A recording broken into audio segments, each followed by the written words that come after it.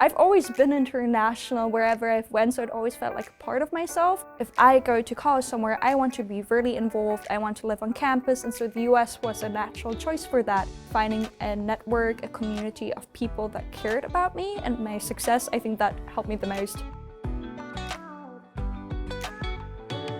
Hello Leah, I'm Jake Gates from the class of 2028. Nice to meet you, Leah, class of 2022. Awesome. So can you tell me a bit about where you've grown up and where you're from? It's a little bit of a complicated story. So I'm originally from Duisburg, Germany, and I lived there for the first 15 years of my life, and then I started moving all across the world. What about you? Yeah, so I was born and brought up in the UK, in Wales, in a small village called Bishopston, and I lived there until I was 16 years old, and then at 16 I left to move to an international high school in Armenia for 2 years. And following that, I came here. So where did you go after Germany? Well, that sounds quite familiar actually, because I was sent to China for a semester when I was 15, and I found myself also going to an international boarding school, but in Bratislava, Slovakia for 2 years. I knew that I wanted to major in political science and international relations.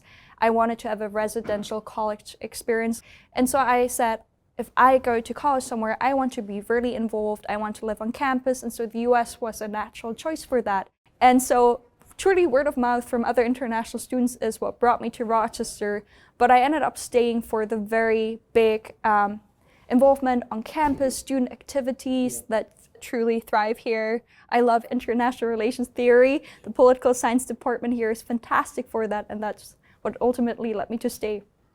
So could you tell us a bit about the work you do now? Sure. So I now work as a researcher specifically on the US-China relationship. I mostly research about ports and critical infrastructure, and I initially started my work in Washington, D.C. at a think tank there that is congressionally chartered, and then that took me to Taiwan, Taipei last year to do research there, and now I found myself at the College of William & Mary at AData, and we do a lot of data collection, data analysis, and use that in order to write our reports. Wow, that sounds like some really awesome stuff. And I was also looking that you founded the International Students Association during your time at Rochester. Yes, so that actually, it started as an international students Facebook group, and it was very active, mostly with people trying to sell their stuff actually, but also asking questions about visas, entering the US, and that was very heavily used during the COVID-19 pandemic.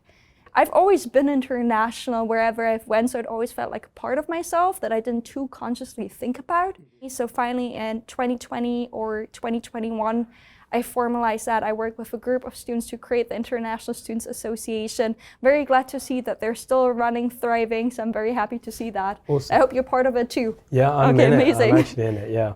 So also looking back on your college experience, is there anything that you wish you did differently or advice that you would have given yourself now? I love where I ended up. I love what I currently do. I'm so grateful for all my experiences, but if I could change something, I think it's just exploring more. I took a lot of time my first 2 years just thinking about, oh, what should I major in? It always was very similar. It was political science, international relations, political science, business, political science, economics. I truly enjoyed that, and sometimes I wonder, is there something else I could have really been passionate about? And I have no clue about it because I never took a class about it. What if I actually learned how to code properly? I took a computer science class.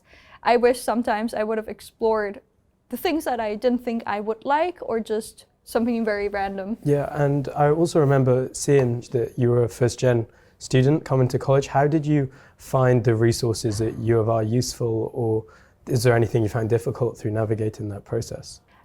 Here specifically at the University of Rochester, you're assigned, I believe you're still assigned an advisor for your first 2 years. That is not necessarily a major advisor because you haven't declared it, but a general advisor who can help guide you through the process, talk with you about class registration. That proved very helpful for me. Truly enjoyed that process of exploring.